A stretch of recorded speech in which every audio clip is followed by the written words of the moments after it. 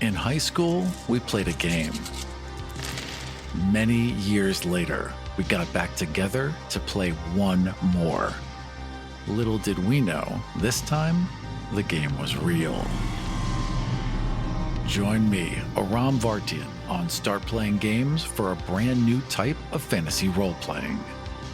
In Die RPG, you play a group of real-world, deeply flawed adults who are transported into a fantasy realm via a predatory, sinister role-playing game.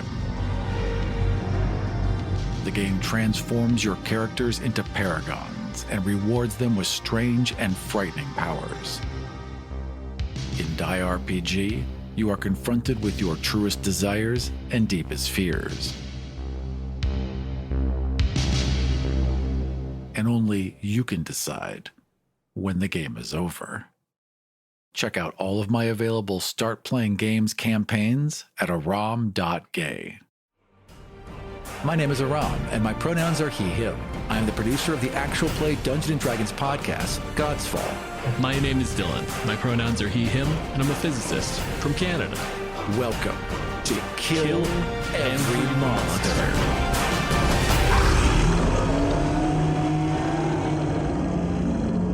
This week on Kill Every Monster, we are featuring the Doppelganger. The Monster Manual describes doppelgangers as devious shapeshifters that take on the appearance of other humanoids, throwing off pursuit or luring victims to their doom with misdirection and disguise. Few creatures spread fear, suspicion, and deceit better than doppelgangers. Found in every land and culture, they take on the guise of any individual from any race. They cannot invent teledonic. Well, get in and be quick about it. Letting all the heat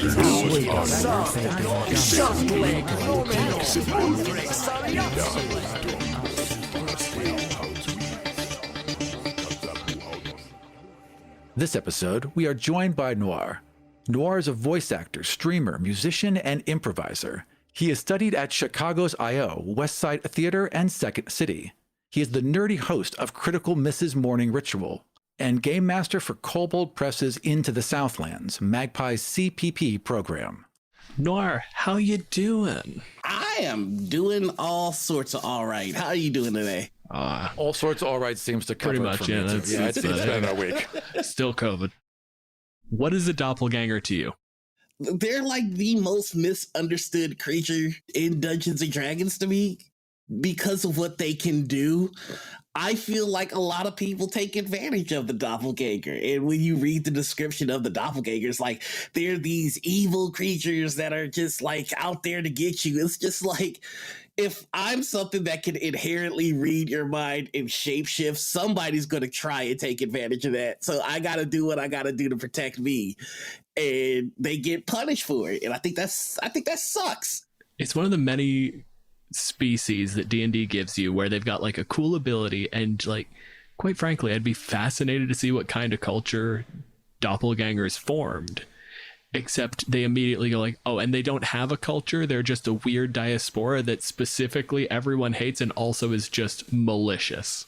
The problem is, like, doppelgangers can't walk outside looking like themselves without people freaking out. So to me, that kind of reads as in their first instinct is to like, oh, this bothers you. Let me put on the appearance of something you're more comfortable with.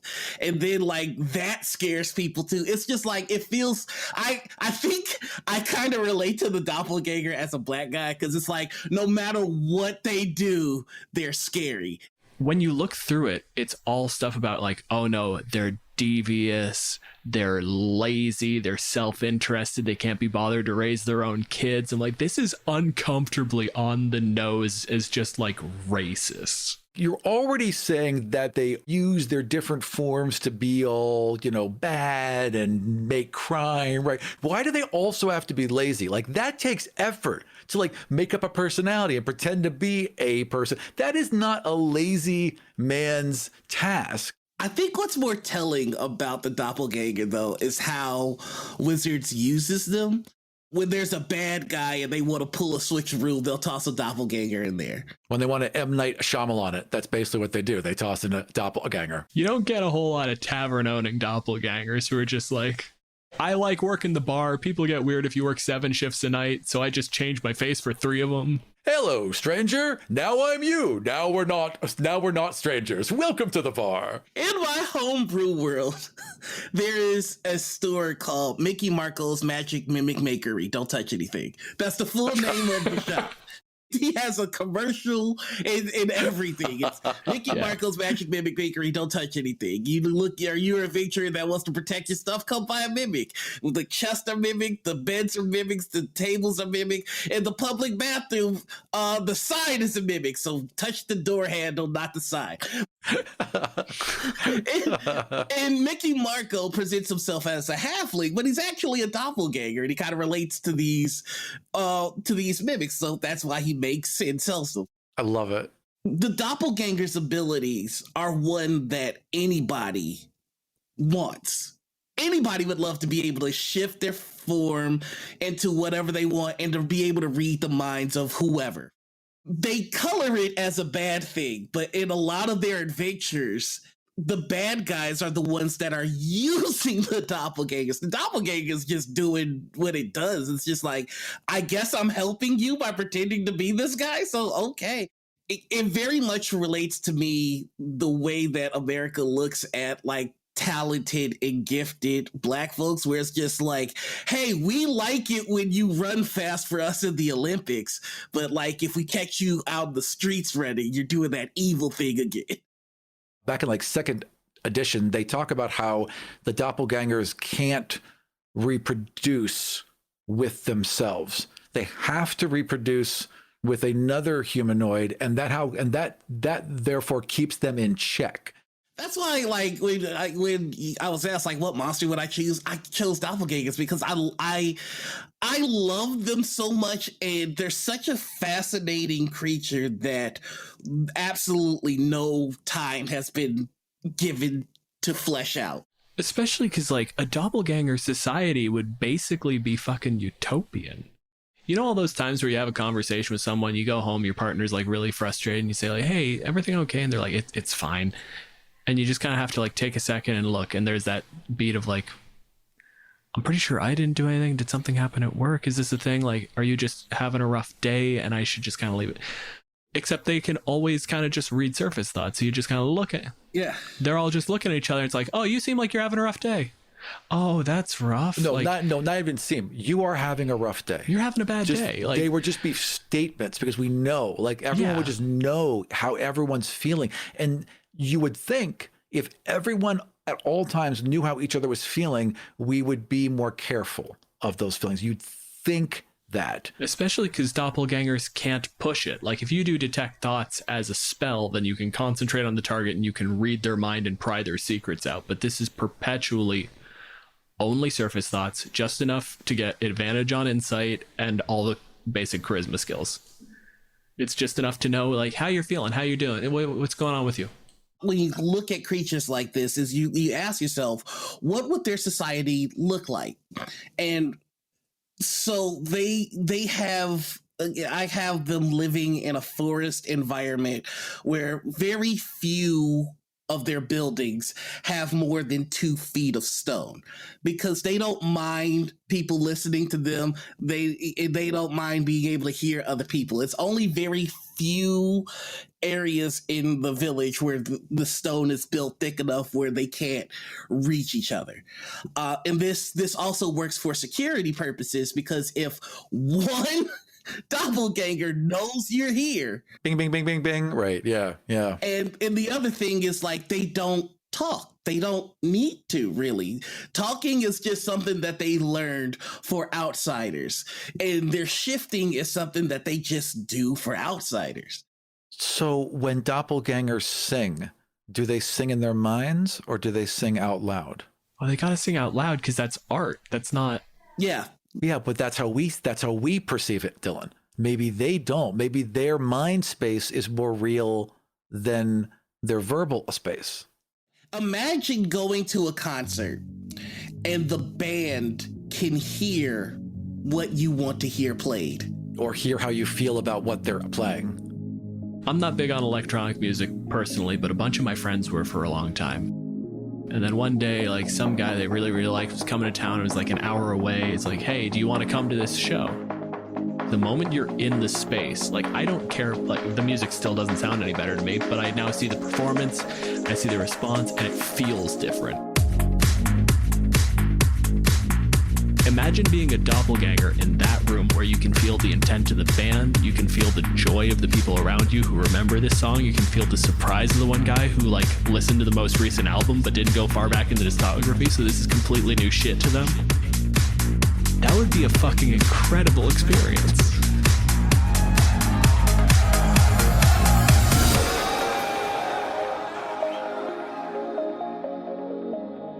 Seeing these creatures as like inherently insidious and evil, it's just like, I can't fathom that. There's a bit in there that specifically calls them hedonistic swindlers, and also that it doesn't justify hedonistic, which is weird to me. In every other aspect, they're like, yeah, the incubus, fuck anything, but they couldn't be like, yeah, you turn into something else, you can trick him into having sex. That's what they were trying to say there, but they didn't. Yeah. Someone actually pulled them back from that ledge, surprisingly. Except that then they, in the immediate next section, say, hey, they reproduce by turning into someone really hot and tricking someone into having sex with them.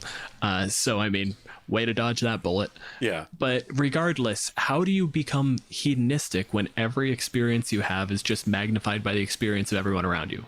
Going to a nice restaurant and not eating would still be phenomenal because you get to feel everyone else around you responding to everything that happens. You can walk into a restaurant and feel the excitement of somebody that's getting ready to propose. And then you can also at the same time feel the anxiousness of, are they about to propose to me right now? All at the same time? At the same time that you're hearing the one waiter going like, God, I'm just fucking tired. I could use a drink. What if you were the host, though? What if the doppelganger was the host of that restaurant? So they're getting all these surface things. So they've got the single cupcake ready as soon as they start singing happy birthday. They've got the champagne coming out as the guy goes down for the knee to pull out the ring. Like everything is perfectly timed because they're just seeing this symphony of emotions and they're just conducting the whole time. Just one guy wandering around like it's the cook. It's not even the fucking maitre d'. He's just sitting there in the back going like, what do they feel like? I know what he said, but I could hear what he was thinking. I can. Right. He doesn't listen to any of the orders. He's just sending out whatever food he knows they want. No. I felt what you were thinking. I saw the 3 things you were eyeing on the menu, and I know how to make the thing you really want if those are the 3 things that spoke to you. There's not even a menu. There's just like ideas. Ingredients. There's just ingredients. Like, what do you linger on? I think this is a great lead into the most like blatantly obvious question I'm going to ask today. Are doppelgangers a monster noir?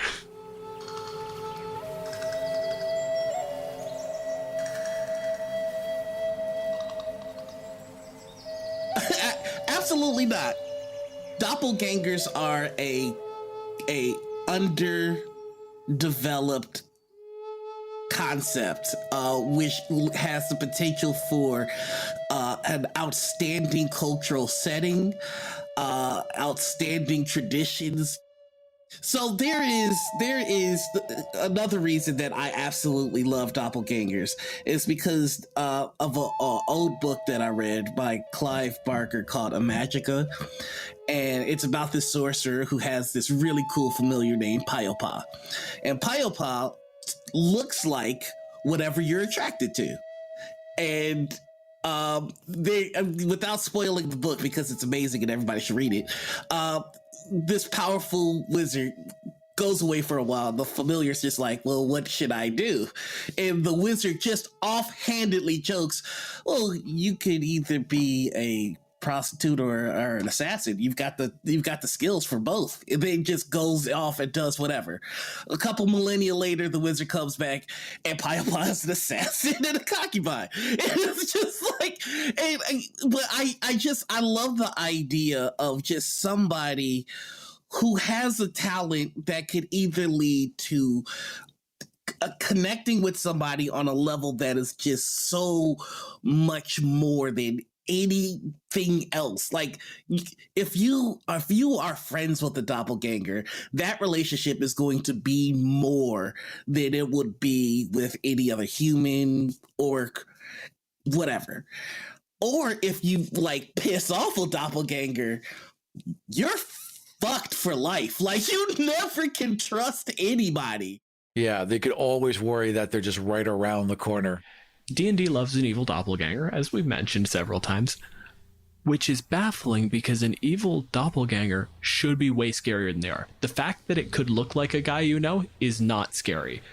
The fact that it's someone who always knows what the people around them are thinking, it's someone who always knows how you feel, and they can still wander over and slit your throat as you're dreaming, and they can just kind of feel how pleasant that dream is. He's just leaning against the house. I can feel him getting tired. I can feel him getting tired. Cracks his knuckles, and he's asleep, and then walks in and takes him out. And the second you suspect them, they go for a bathroom break and become somebody else. The amount of emotionless you would have to be a doppelganger assassin is so much scarier because, like, you can't dehumanize anymore. If you kill someone, you feel that feel kill. them dying. You know. You can't shut that out.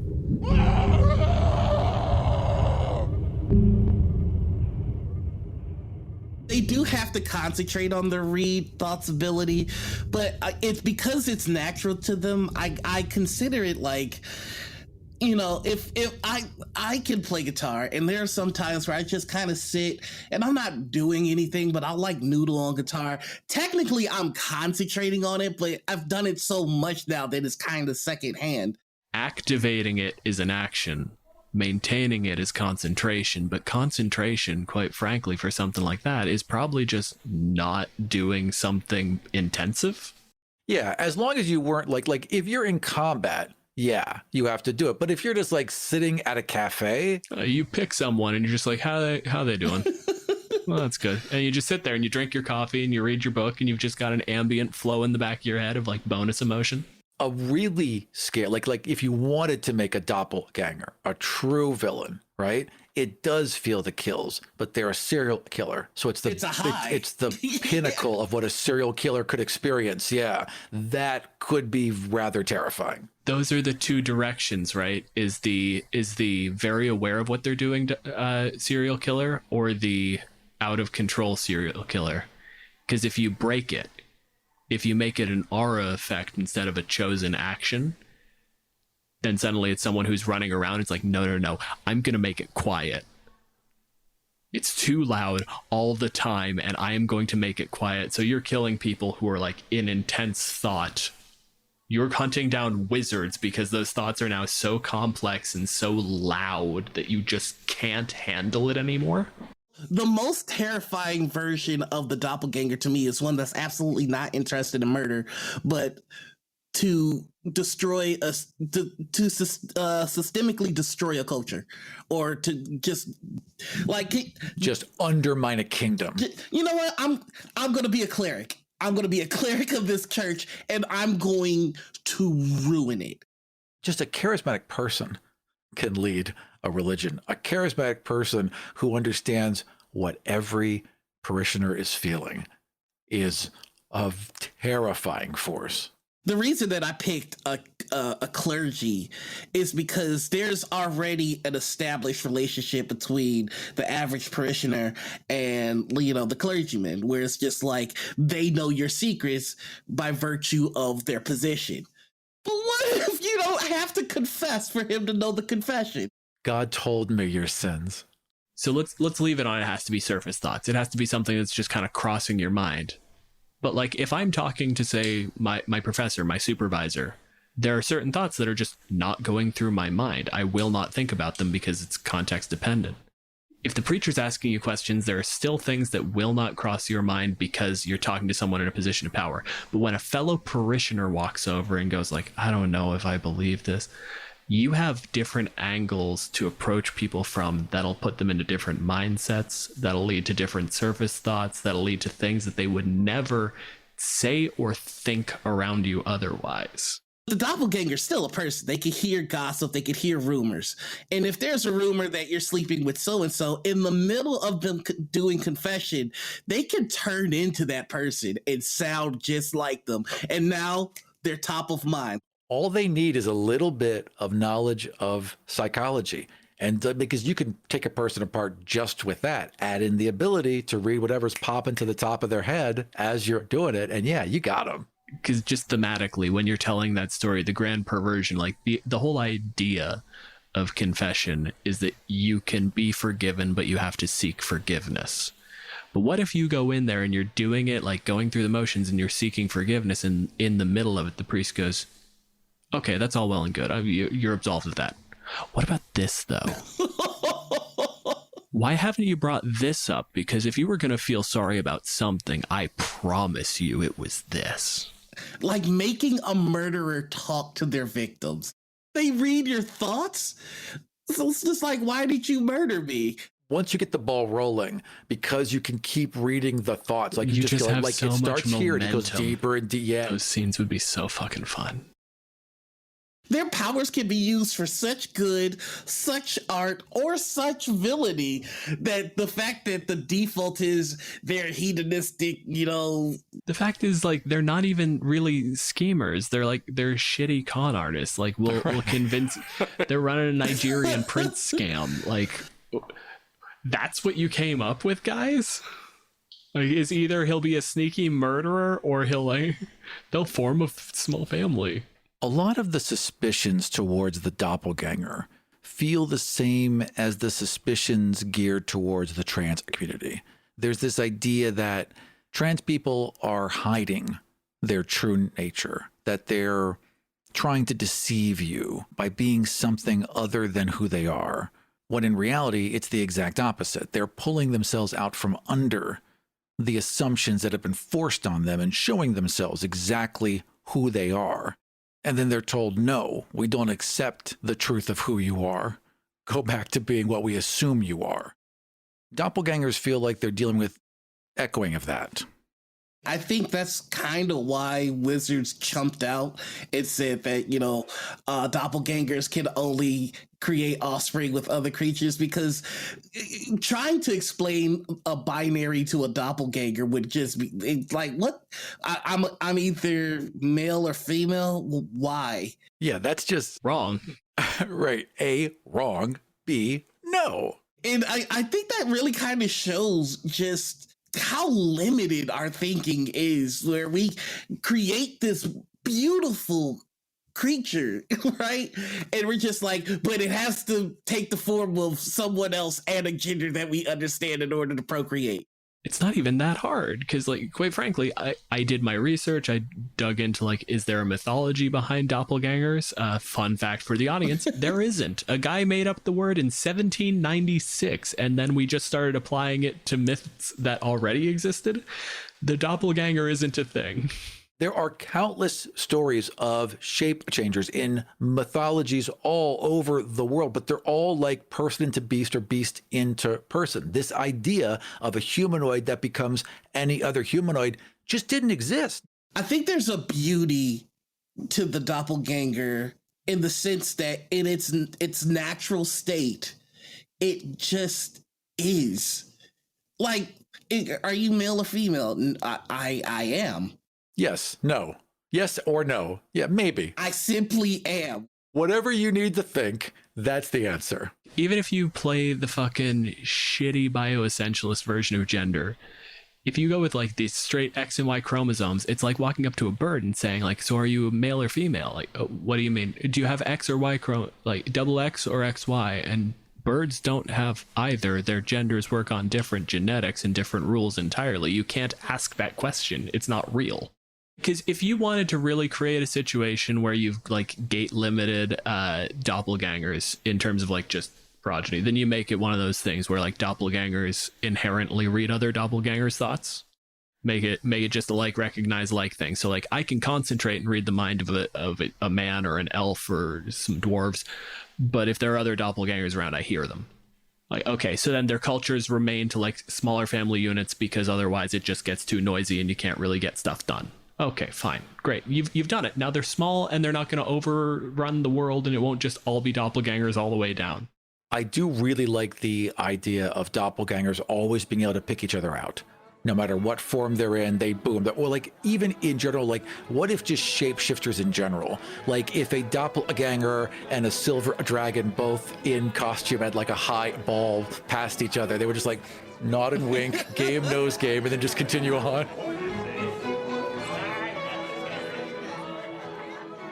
A doppelganger specifically can only turn into a creature it has seen before. Not a species it has seen before, a person.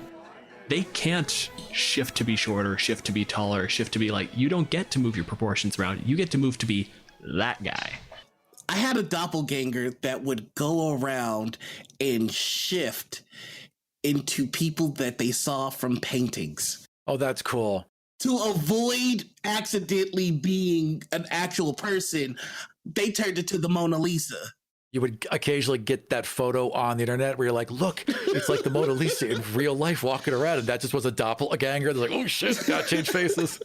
Or you go with the Animorphs rules of you can like synthesize a person. I've seen that guy. I like his hair. I like that nose. I like that chin. A doppelganger in modern time doing the magazine cutout thing. This person's eye, this person's hair, this chin, and then there I am.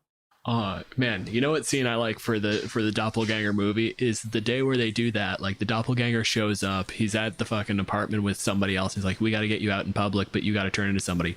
Well, what if we just built him a personality so he's not turning into someone? There's no risk of running into. Okay, and they do that, and you get to see how fucking horrifying that would actually be.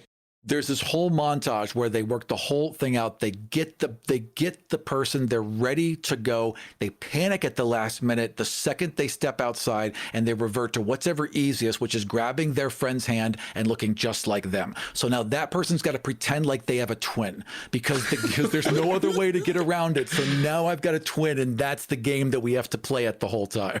The ideas we've spun out on like just plots and world developments and things you could do with doppelgangers are mostly just things that we've come up with during this episode specifically. Like I looked into background, I double checked mechanics. I quite frankly hadn't given enough thought to like how I would use doppelgangers if they were a player species as opposed to a monster. And the moment we triggered that, that's what this episode has been. We haven't talked about a monster yet. We haven't gotten into the stat block or how you would use it in an encounter, because why would you talk about that? That's so fucking boring. They have high dexterity. They're people. Nothing particularly remarkable otherwise. They have gymnast level dexterity. It's an 18 dexterity and then a good stat line otherwise. That's about it. Nothing worth talking about. But like aside from the shape changer, they have advantage on basically they have surprise attacks and ambushes. They have a first round sneak attack. They can't do it multiple times, which for the record just is a design choice I love. The DM gets to worry just about like this goes off at the start of combat and I don't have to fucking think about who's flanking or what's next to anybody else. It's just he did it, it's done. Advantage on attack rolls against surprise creatures. And then the only thing that I think is weird is that it specifically calls its attack action a slam. A slam attack. Yeah, that is weird. But it's a d6 plus 4 bludgeoning damage, which implies, because it's strength 11, dexterity 18, it implies that the slam is a dexterity move, and that just sits odd with me. Yeah. I don't really have a complaint about it aside from that's fucking weird. To me, I would justify it, but with the whole reading thoughts thing, which is they're quick enough to hit where it's gonna hurt the most. And the reason that they're quick enough to do that is because they're so used to being in other bodies and their mind reading ability is so on point that it's just like, I imagine every doppelganger fights like Sherlock in the Robert Downey Jr. Sherlock movie.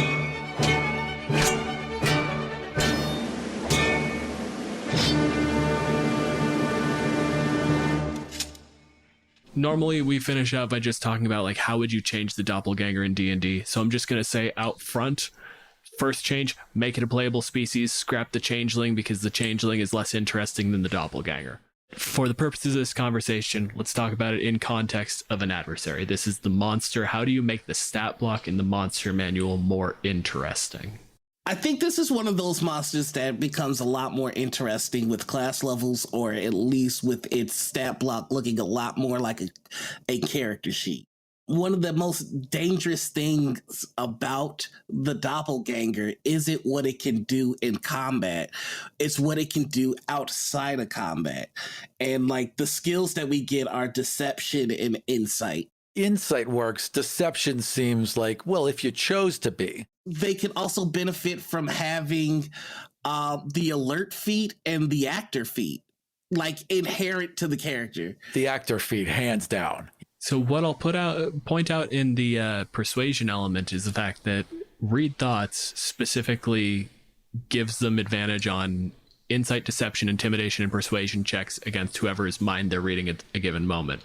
So like I can kind of get on board when you're treating it as an adversary. Deception is more important, like when you're introducing it to the player as something they're against, and then they have the bonus to persuasion kind of baked into their abilities there. Sorry, I'm just looking at more of the character sheet. They have a medium monstrosity, shape changer, neutral, but the descriptions are reading like they're fucking evil. Chaotic neutral or neutral evil in the kinder reads, but quite frankly, that entire stat block taken together is chaotic evil. Like, we don't have our own society. We go in to steal and pillage everything around us. We read everyone's mind and take their things, and then we don't even raise our kids. We just give our kids to other people, laugh, and then go, you're raising a doppelganger, idiot. Which also, if your kid turns out to be a doppelganger and it can only turn into people that it's seen before, especially because doppelgangers only can change like across size categories. You can go to small or medium. So if you got a toddler, maybe they just turn into you. And suddenly you're looking at a 6 foot tall reflection who is a toddler. God, They would too. That's absolutely what would happen. Just a wildly, because you're a kid. They wouldn't be able to Why control their wouldn't you turn into powers your at first or parents? know why they'd be using them. They would just be blah, blah, blah, blah. It's like all Let's the give time. them infinite competence. They do know how to control their powers. But if you're a kid and you can turn into your dad so that you can reach the cookies, Oh, 100% you would. I am very hungry, honey. I went to dad's school today.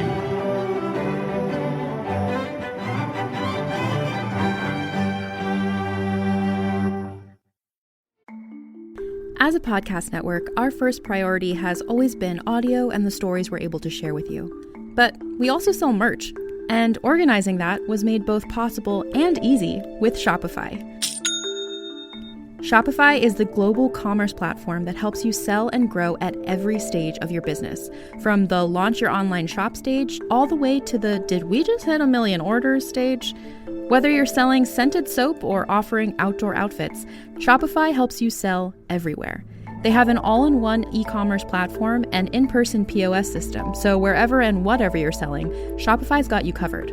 With the internet's best converting checkout, 36% better on average compared to other leading commerce platforms, Shopify helps you turn browsers into buyers. Shopify has allowed us to share something tangible with the podcast community we've built here, selling our beanies, sweatshirts, and mugs to fans of our shows without taking up too much time from all the other work we do to bring you even more great content. And it's not just us. Shopify powers 10% of all e-commerce in the US. Shopify is also the global force behind Allbirds, Rothy's, and Brooklinen, and millions of other entrepreneurs of every size across 175 countries. Because businesses that grow with Shopify. Sign up for a $1 per month trial period at shopify.com/realm, all lowercase. Go to shopify.com/REALM now to grow your business, no matter what stage you're in. Shopify.com/realm.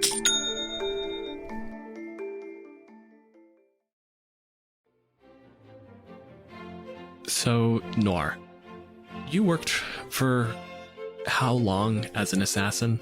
Going on 7 years. Can you tell me a little bit about the job that kind of broke it for you? Not necessarily like the one where you morally kind of broke, but just like when you knew you were done. When the idea of retirement really like crystallized for you. So the Assassin's Guild that I work for, they needed to grab a high level politician. and they needed to work some information out of him. Now, this is a guy that can't just go missing. So we went in with a team. We rendered the politician unconscious, and I was, as I was trained to do, I was placed as his replacement for the time being. If he gave us the information we wanted, there's a chance that we give him his life back. If not, then he is disappeared, and I keep up appearances until such time as I have an unfortunate accident traveling to one of my destinations. It's a maneuver that we've done plenty of times. Fantastic. However, this is the first time that I replace somebody with a family. That was something that I was trained for, but there are some things that when you encounter them in the abstract, they are a lot different than when you actually come face to face with them. I've never had the role of a caring mother, wife, and so this was something that was very unsettling. Fair. And so that was the job where I decided that I can't do this any longer.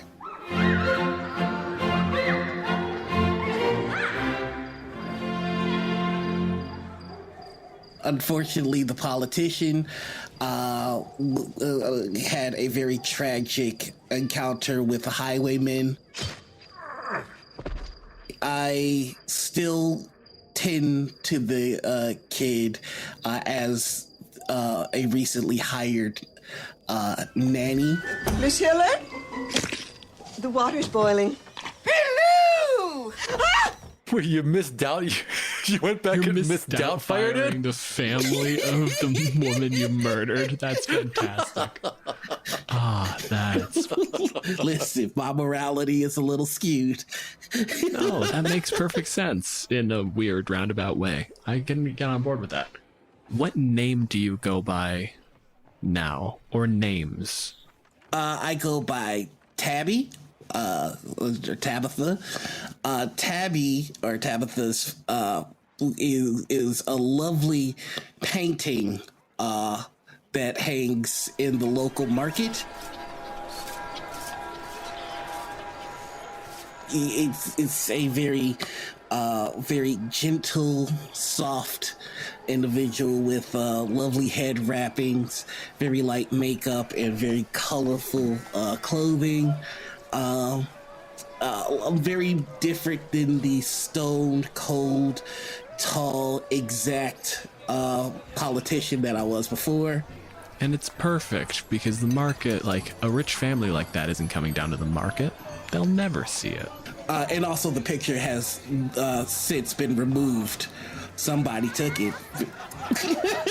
just in a strange accident. It got knocked down. We've gone now from Mrs. Doubtfire just to straight on Dorian Gray. We're just doing a little combo episode here. We'll get another reference in by the end of her.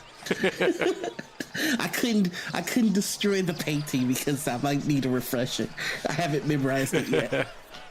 Tabitha, at the end of the day, do you live, are you a live-in nanny or do you go to a home? I am a live-in nanny. Ever since the woman of the house passed, the husband does not know what to do. It was very easy to convince them to allow me to stay and cook and tend to the house. It has been rather difficult learning to cook and learning how to tend to the house. But luckily I'm able to steal from the neighbors enough so that I can present their cooked meals as our own. Fantastic. All right. Aram, what's your name? My character's name is Dinaris. What was it that gave the guild that little hint that realization that Tabitha, whatever they called themselves back in the day, what let them know where Tabitha is? Daenerys is a hunter. Daenerys is the one that they send out to bring people back. You're the one that they send out to replace. She just drags them back.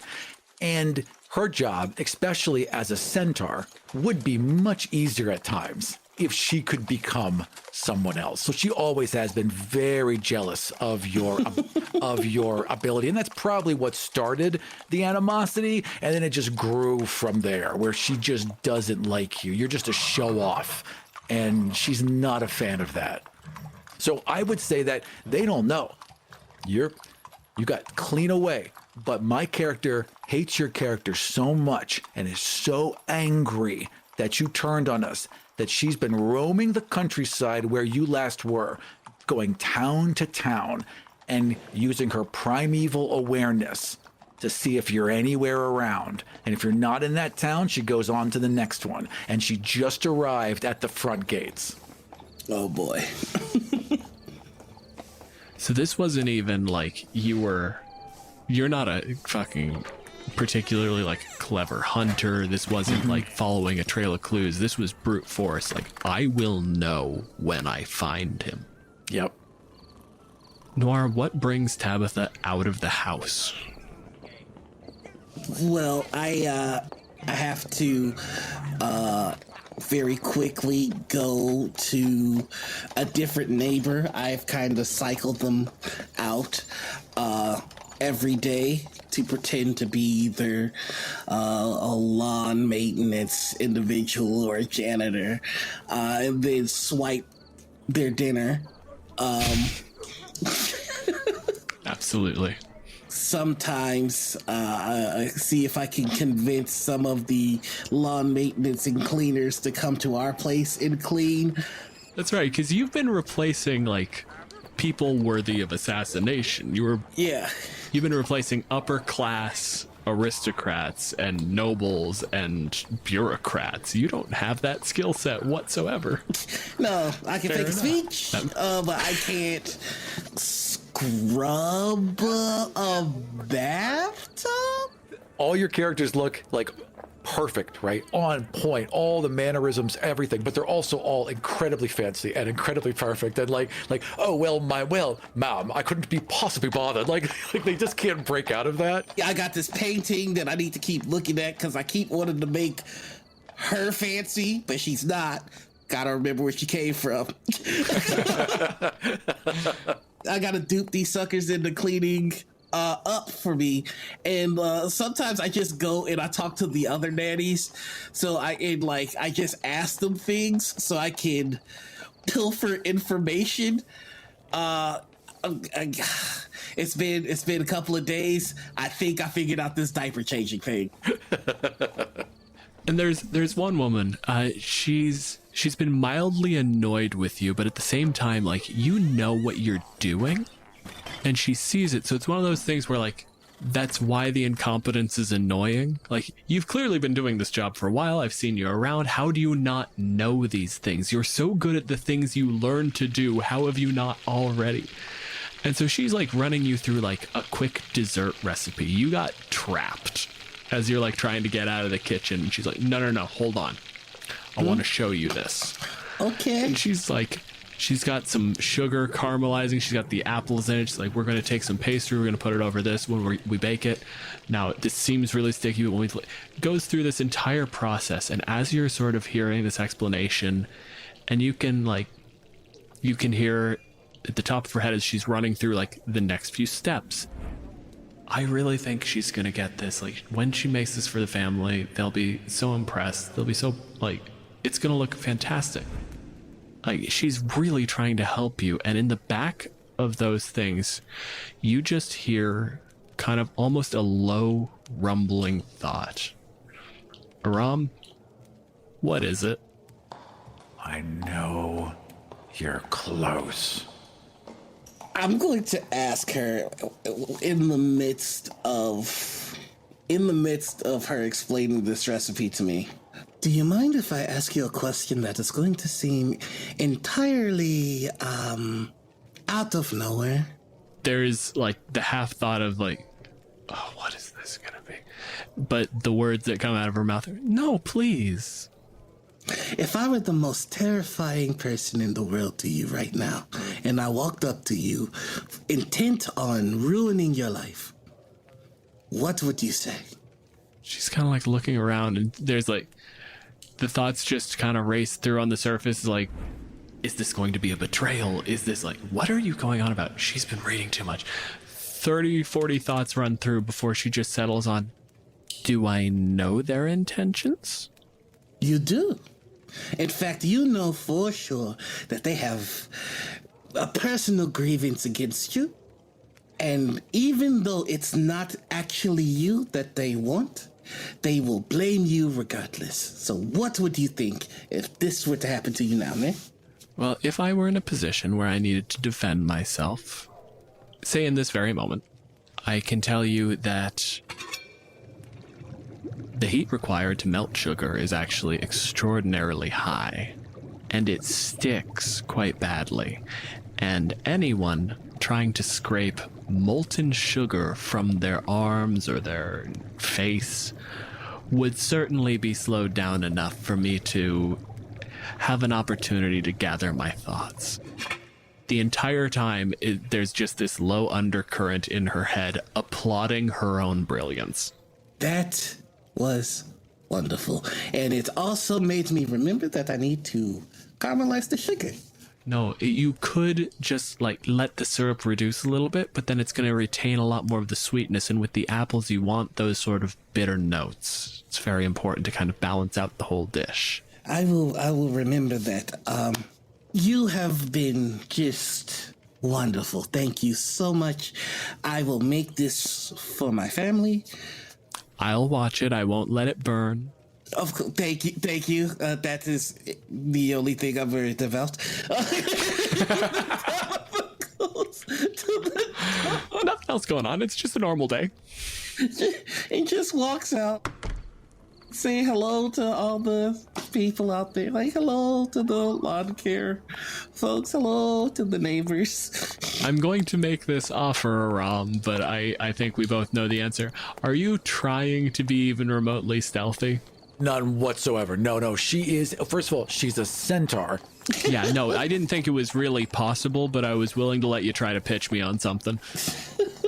She is a dramatic centaur. She has a huge head of hair. It's thick and long, and then it like wraps back, and she has it tied back into her, mane. Like, she is a proud centaur, and she shows herself as a centaur. She is going straight down the middle of a main street, looking from stall to stall, and she's very tall, so she can just like look over everyone, right? Huge longbow strapped to her back, and she has this crystal sphere that she keeps kind of rolling in one hand. It's about 8 or 9 at night right now, but there's a lot of torchlight around her, and she's just definitely hunting. She's looking for something. I don't have to do any narration for that one. Noir, you know exactly what's going on. There's like, the reason you were taught this dish is the house that you're in has a handful of apple trees growing through the property. So you're like just obfuscated, but it's very easy to track. Like, there is a relative positioning that occurs between horse legs and people head when someone is riding a horse. And this is incorrect. Just enough to kind of like trip those danger senses. And then you recognize the voice from your head, and then you really get a look at the face, and you know exactly what's happening here. I'm actually doing a scan nearby to see what other people think about this. Okay, give me an insight roll. Inside. That's a 13. Mostly, people are just kind of like taken aback. So there's like a couple of folks that are eyeing this with like full-blown open, oh no. But for the most part, it's just people going like, centaurs don't come into the city much. What name did I know you by? You knew me by Roa. Roa! If you sing Roa, do you know of a... Doesn't want to say doppelganger, because I just want to frighten people, and knows that you're too clever to let anyone know. So it's like, person by this name? And you're getting people who are like giving you all the standard answers of like, no, there's a couple like, I think I knew a guy, but like he moved away a while back. I went to high school with that guy. Did he look like... Has anyone acted strangely in this town lately? And she shakes a bag of silver. And attention lies to you.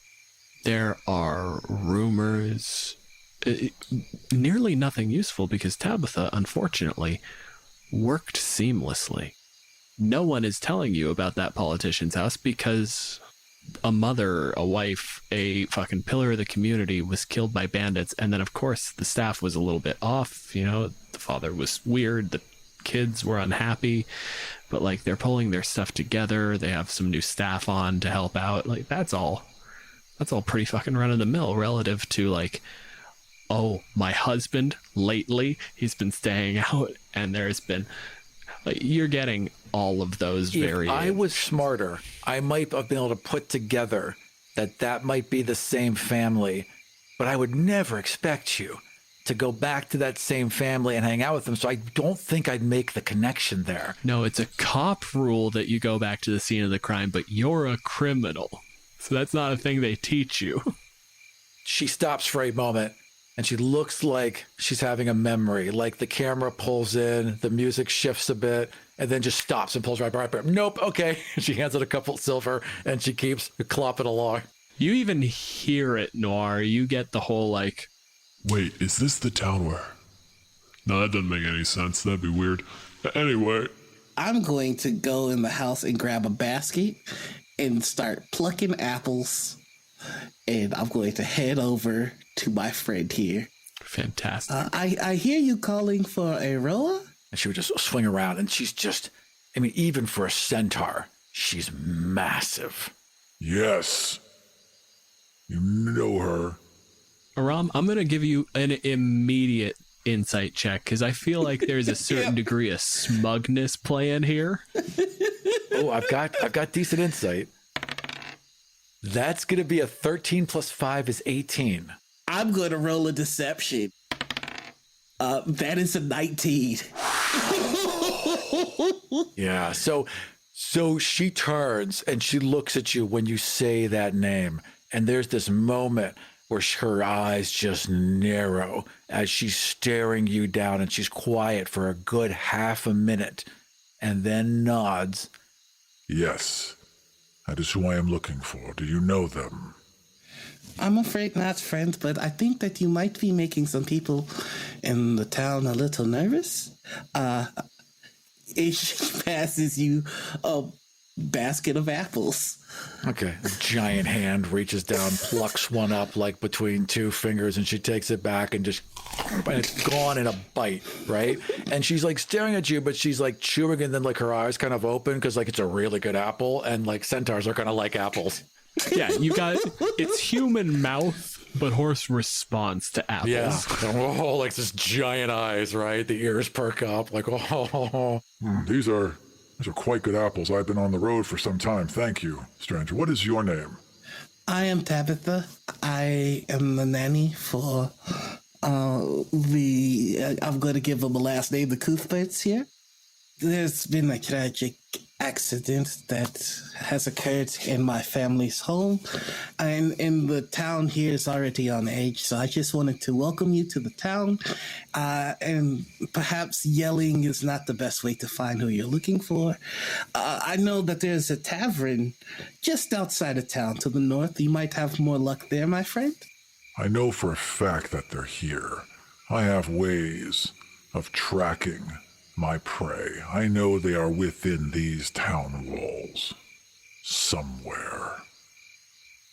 Just looking over your head, looking left and right, just right over your head.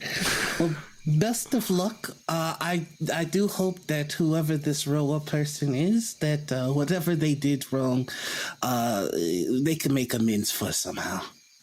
Thank you. I appreciate your counsel. Help your family as well, and thank you for the apple.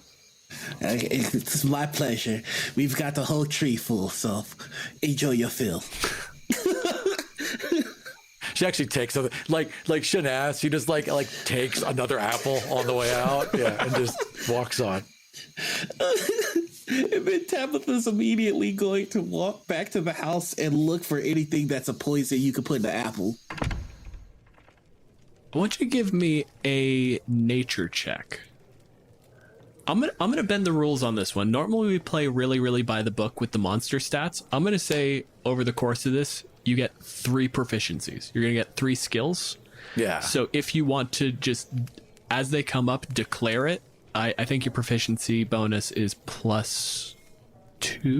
Yeah. Doing what you do, there's no way you wouldn't understand poisons. It just makes total sense. You would have some. Yeah, I would give. I'm gonna put my 3 in sleight of hand, stealth, and poisoner's kit. All right, so with the +3, it's gonna be 17 on the poisoning or on finding the poison. Oh, the poison for Cusco. Cusco's poison. Okay. So I'd like circle around for an hour and then like be clomping on my way back. And then on my way back, that globe that I was holding, I've released it. And now it's hovering right by my side and it's glowing with a nice soft glow that casts about 30 feet of light around me as I walk back through the town square. The thing you're aware of, Noir, is Aroa, Tabitha, whoever you're acting as at the moment.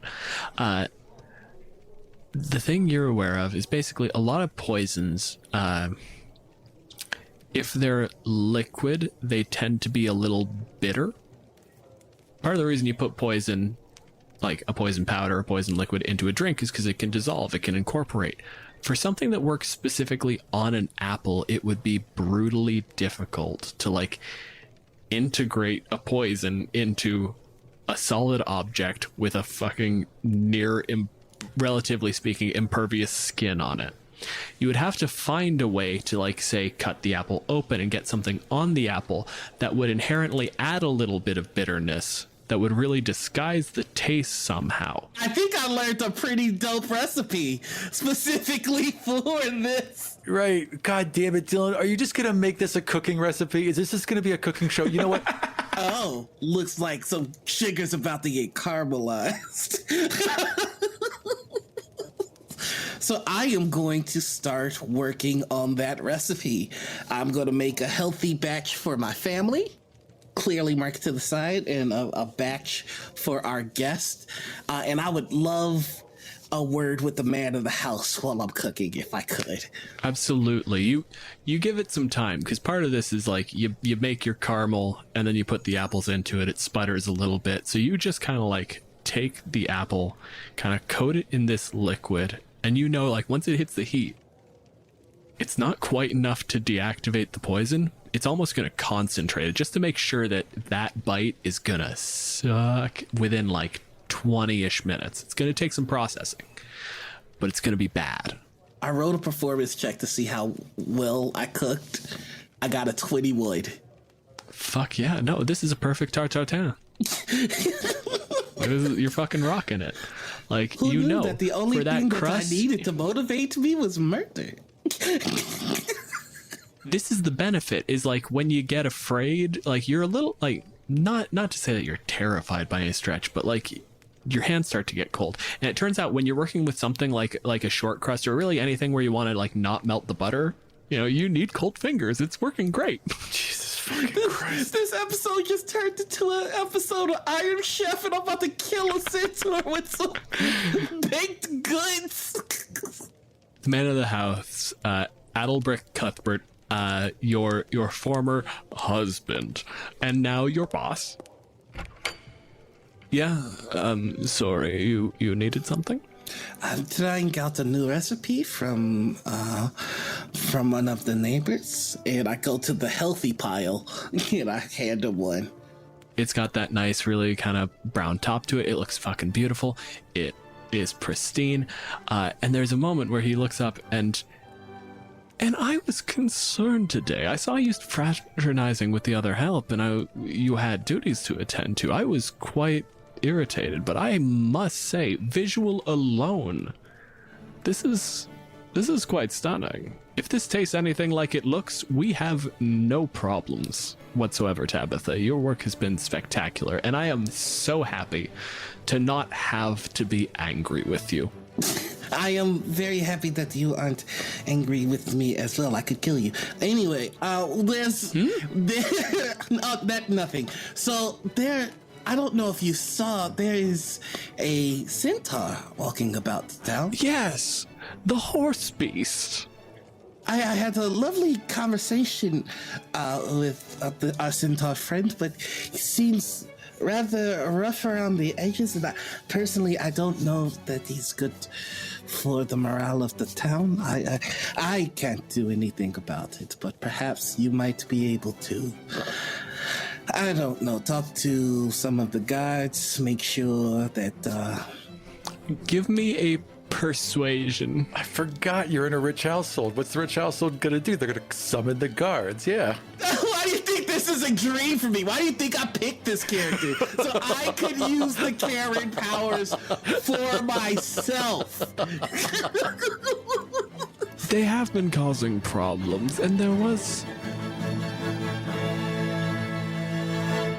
And then, like, the moment he starts talking, you remember when the job was done here, you came in with a mage, and you watch as, like, he walked into the room and cast a spell, and it just grabbed his mind, and he just froze in spot. Don't bring it up to him. Everything will be fine. Don't worry about it. And you see, for the first time in months, that spell fray just a little bit as he brings up, like, no, and there was that night when I can take care of that, certainly. Wonderful. There's nothing more important than the safety of the neighborhood. I could alert the guards, but they won't be around. I could just let the neighborhood watch know. I mean, I'm not one to tell on people, but I think I saw the centaur taking some apples from our tree. Oh, you bitch.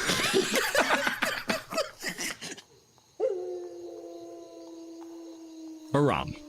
Yeah.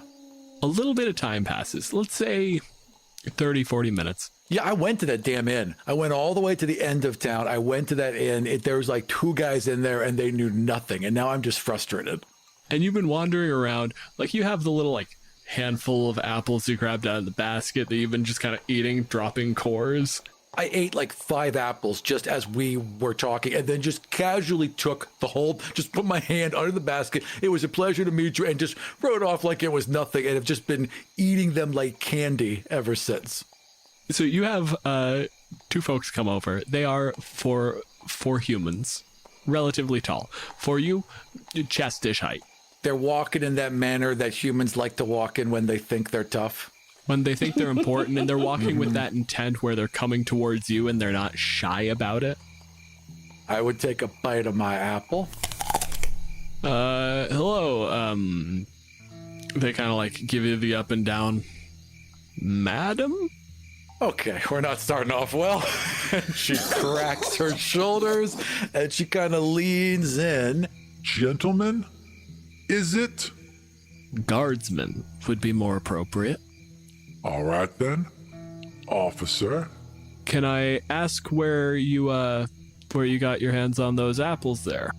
I was talking to a very nice young lady, and she offered me these apples.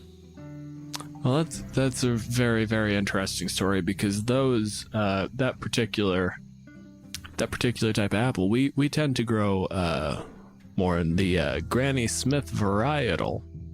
Something that red. They're very tasty, and I do understand the temptation, but they're only grown in one orchard around here. It would happen that Mr. Cuthbert mentioned that someone was taking his apples and just trotting off with them. Do I look like I hopped a fence and went walking around in someone's yard, officer? Don't you think that may have garnered some How about this? And she looks down at this basket of which like 3 apples left, even though there's like 30 of them. Yeah. How much would you say a basket of apples costs in your town? Ma'am, this isn't the sort of thing where we're really worried about you buying your way out of the problem. I just want to know how you came by them. There's been a bit of a suspicious confluence of events. We're just trying to make sure we have a full understanding of what happened here tonight. She stomps 3 times, dragging her hoof each time, and she leans down and looks at this officer. You have a doppelganger, and I am here hunting them. I want you to roll me an intimidation check. Hell yeah. I'll give you advantage because, quite frankly, you're probably like fucking 9 feet tall and you have a horse butt. That'd throw you off your game. First roll is an 18, and the second roll is a 19. This guy is immediately taken aback. How would a doppelganger even? Someone would note it. And his buddy immediately just taps him on the shoulder and goes, no, they wouldn't. That's the point of them. And immediately the first officer just shuts up. Officer, a young lady from that house you speak of gave me these apples and sent me on my way. Why don't you accompany me to this household? They look between each other and there's a moment of thought where it looks like they're trying to basically read each other's minds. After a second, one just kind of nods to the other as if it did, and then says, I think it's best if we all had a nice conversation to really get to the bottom of what's going on. And you head off towards the Cuthbert Manor.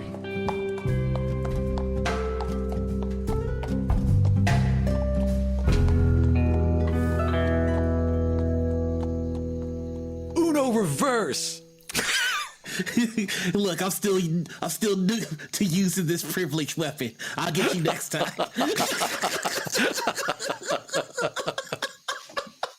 The guardsmen start approaching the manor. They're coming with the centaur. The moment you see them coming down, you can read body language like fucking no one's business. This is your bread and butter, and there is a certainty to Daenerys's stride. Horse legs don't strut particularly, but goddamn if they could. I'm cantering. Can I get surface thoughts? Aram, give us your cantering surface thoughts. I got her. Oh, wait. All right, hang on, wait. Gotta be careful, because she's tricky. She's really tricky. I can't let my guard down for a moment. And then you would see her, withdraw her bow from her back. She doesn't have an arrow drawn. It's just kind of casually to her side, but she's shifting into hunter mode. There's a knock at the door. Oh, we weren't expecting guests. This is a pleasant surprise. Oh, hello. And I just kind of waved to everyone. Is Mr. Cuthbert in tonight? Please let me go get him. I'll be right back.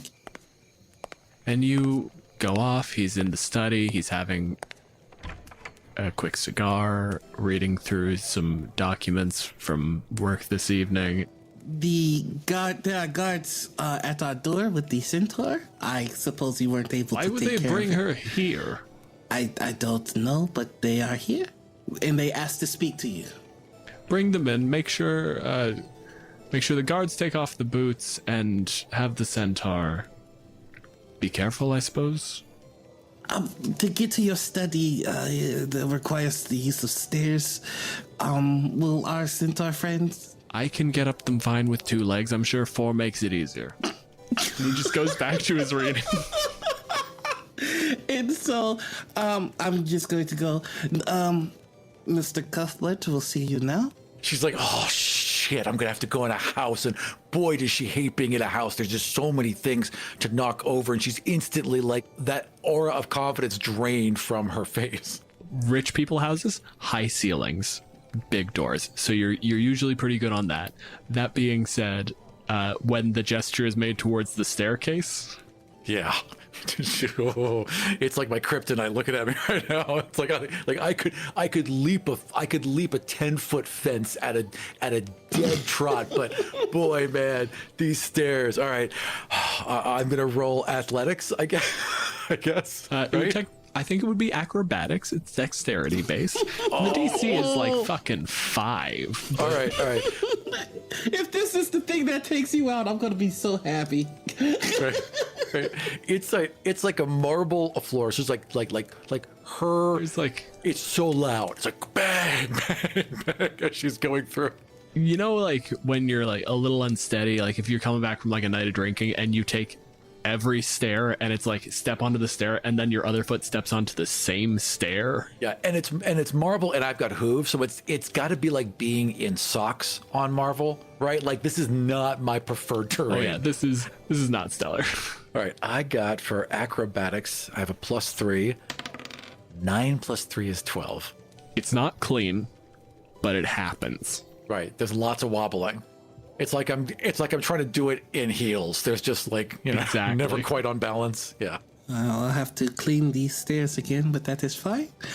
You just get shot this. You have to shot this look. Like I have not figured it out yet, but I'm not liking you as much as I liked you before. You are led to this study. Daenerys, you're a hunter. You pay attention to your senses, so you catch the whiff of smoke. That's a cigar. You know the brand like is expensive. You can catch notes to it, and that's the thing. A shitty cigar smells like tobacco and garbage, but there's complexity to it. This is the master of the house. I will go get water and treats for everyone so that you can eat something as you discuss. You had a spare tart. Would you be so kind? I would love to bring the tarts to you all. Yes. Daenerys is super excited, like trying to stay focused, but here's like the apples were good. The desserts have to be amazing. Yeah, I'm putting an extra dose of something in yours. If there's any left over, do you like split between the plates? Is this like a coordinated precision going after the centaur, take down the hunter? Or is this just like, and fuck them all? You know what? They had a simple job to do. So fuck them all. I can be a dad. I can be your dad. I can literally be your dad. Yeah, so yeah, Wow. they're all getting fucked. Fantastic. You know what? Okay. You're better. Like he's a jerk. He's probably terrible to the kids. You'd be a better father. You probably love these kids. I played with them. I talked to them.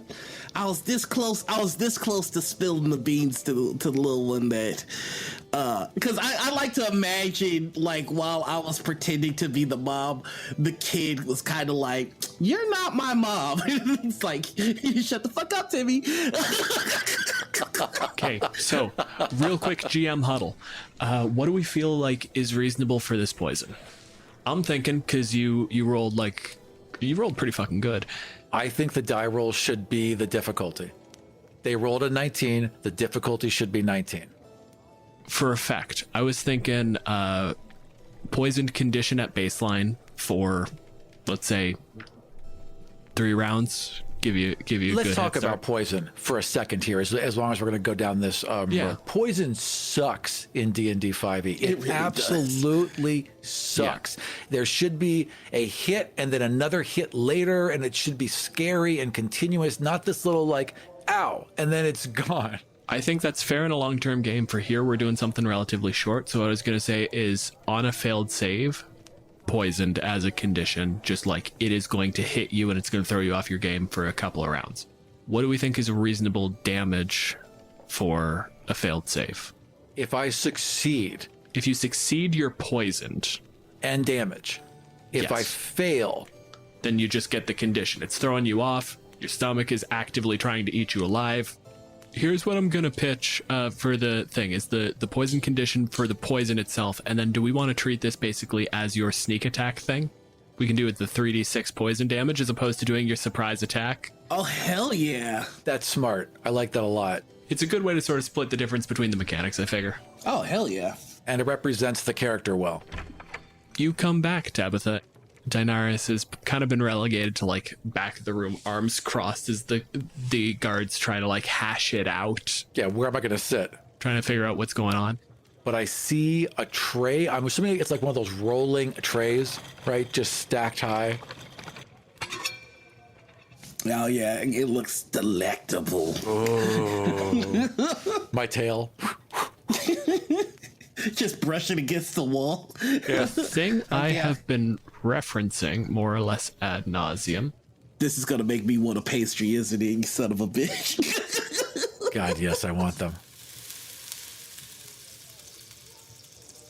So that's a tart tartan. You basically make a caramel in the bottom of a frying pan, stack the apples in it in a cast iron, and then you put some puff pastry over the top of that and bake it real quick.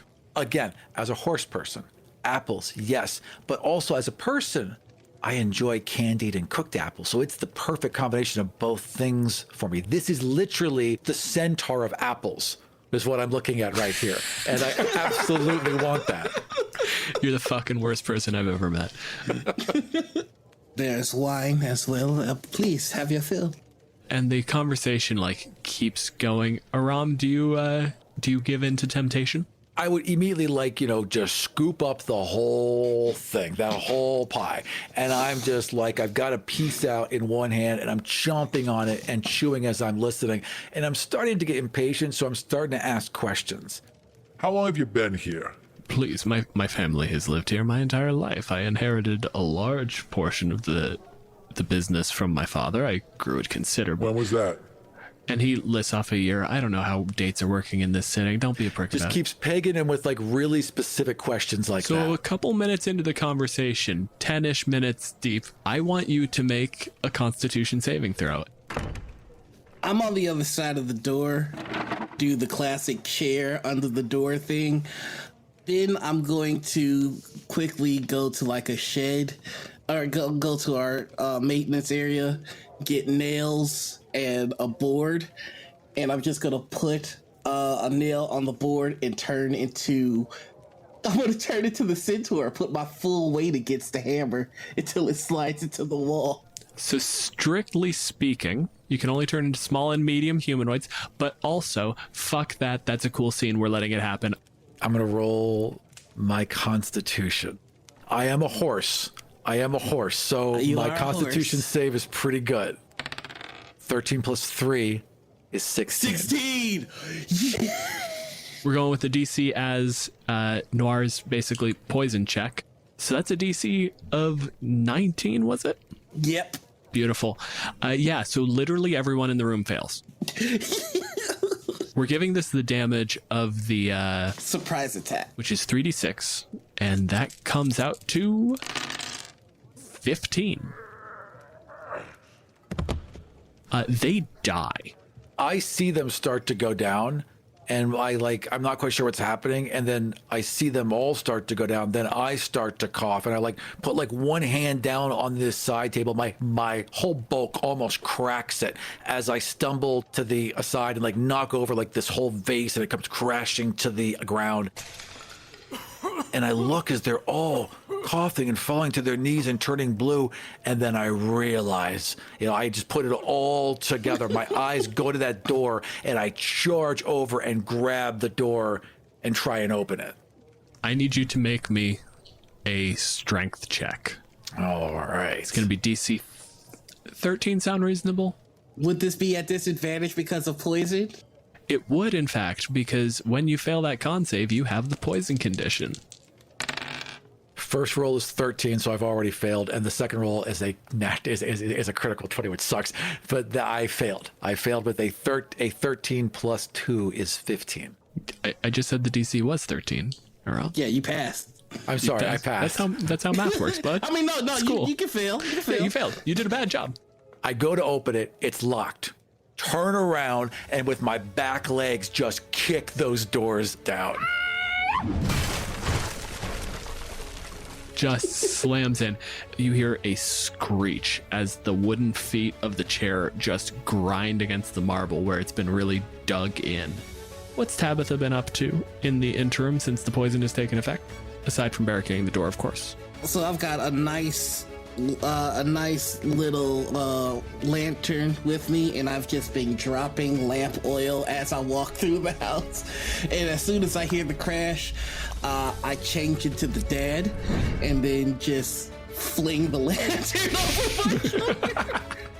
You hear that crash, and then you hear like the sound of glass breaking, and then there's just that puff of air as that flame flies up the stairs, down the hallway, spreads in a couple of directions where you can actually see the flame break into two paths where they clearly were dribbling oil, and then came out of the room, and it all just goes up. There is a plush, beautiful carpet at your feet for about 3 more seconds. There is nothing a horse person is going to dislike more than being inside a building that is on fire. Aram, I'm just going to quickly make the point that literally no people like that. The horse thing does not factor in. Agreed, but I think horses would freak. I think that just like horses in a barn, man, freak out a little bit more than people. That's all fair. I'm saying. Fair. Okay, so I imagine whatever plan I had to hunt you down is now secondary to me retreating from the fire and running out of this house, running backwards from fire until I am out of house. You have cased this place. There is a roughly human-sized window at the end of this hallway. It might fit you, maybe. There's a chance you get stuck. We're going to find out. All right, I am going to use my charge attack to charge that window. So we're going to make this an athletics roll because you want to have that charge. I'm going to give you advantage on it. All right, which is negated because I'm poisoned, so I have just a neutral roll. All right, so athletics, I have a +5, and I have rolled a 16, so that's 21. You just kind of fold down as much as you can, kind of brace your body behind your I bring arms. my legs up, like I just leap at the last second, bring my legs up, bring my body down, and I'm basically just this thick, like sausage slamming through the window.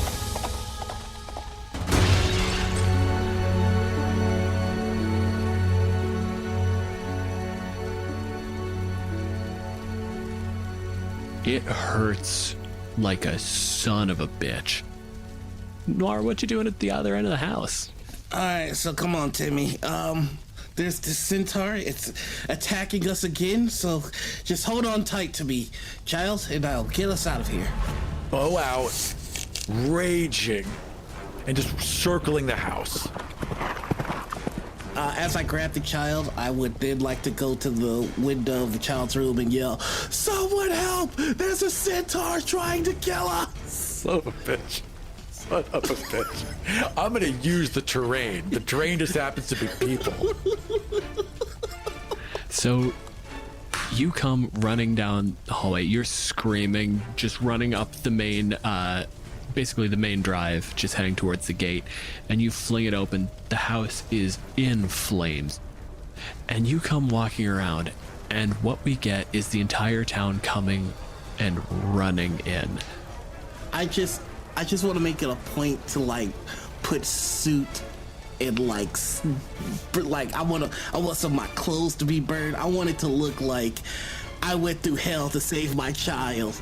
You're coming out, like, you had gotten, like, soot on you to begin with, and it's starting to collect on the wall, so just on the way out, you're almost walking like a drunk, just rubbing up against walls, bumping into stuff, just kind of rubbing your kid's hair like, no, it's fine. Daenerys comes around, and you see the crowd at the far end, and you see the noble, the dead man, the poisoned and burnt corpse that you know to be in the house, walking away. What was your name that I knew you of again? What name Rolla. And I'm just gonna pull back regardless of being in this full crowd, and I'm taking a shot. Fire at disadvantage. There's like little black stars at the edge of my vision, and all the torchlight around me is playing like a kaleidoscope as I go to take this shot.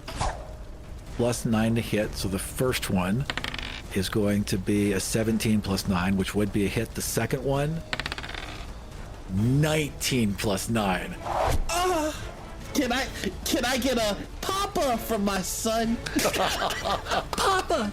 And I'm gonna have you roll for damage, Aram. So that damage is going to be 6 + 4 is 10 points of damage. Oh, that's a rough one.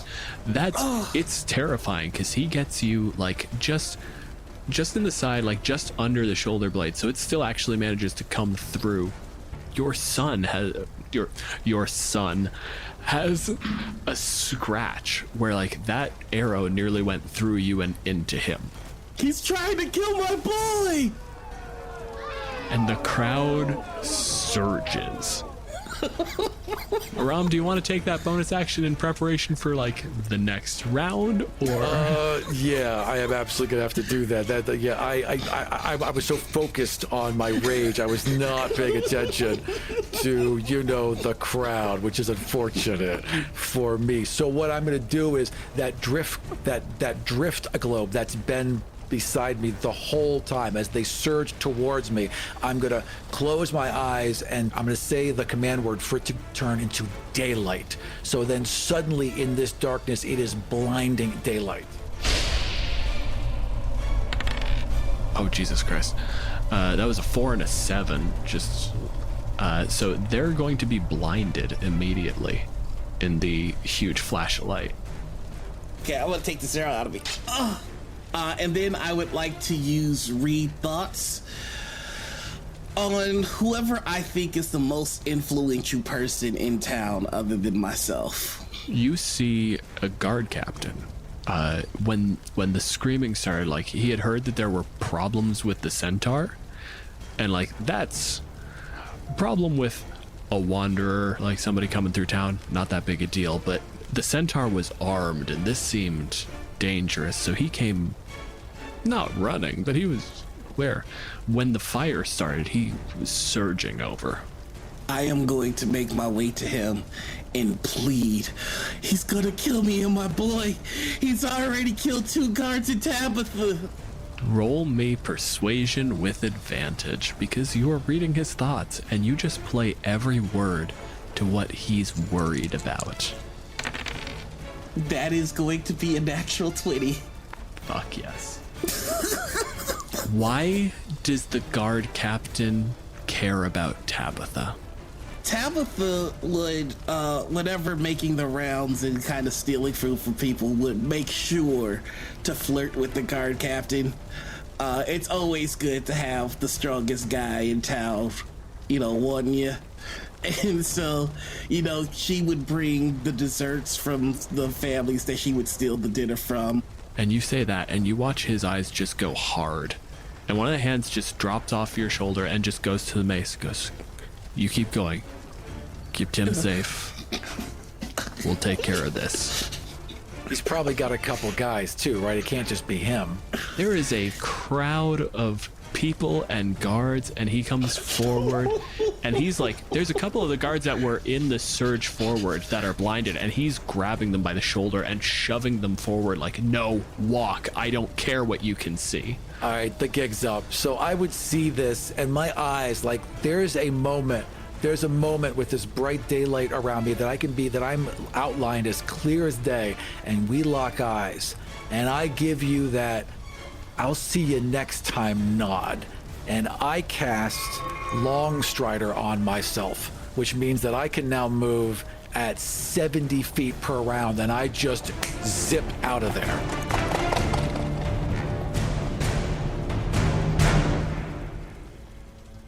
Noir, you know exactly where to go.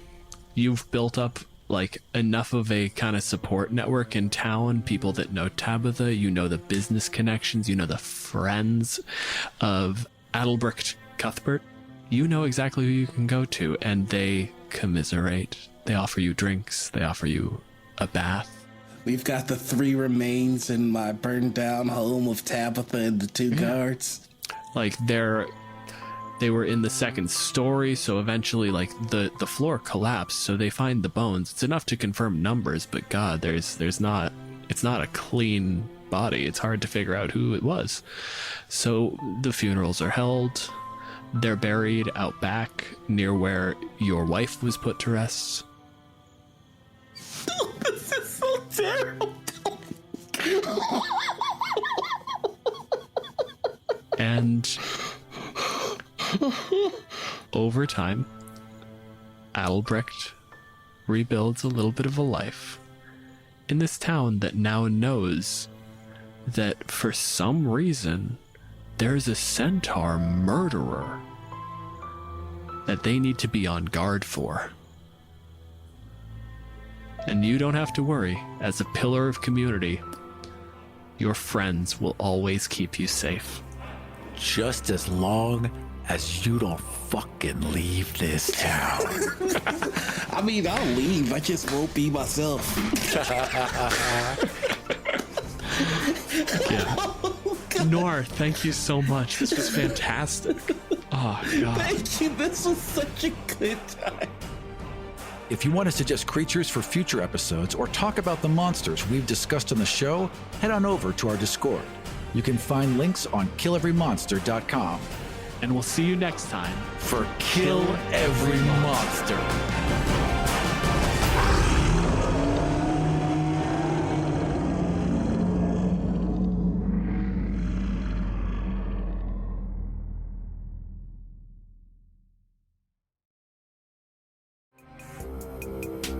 This show was produced and edited by Dead Ghost Productions. Find out more about us and all the shows we make at deadghostpro.com.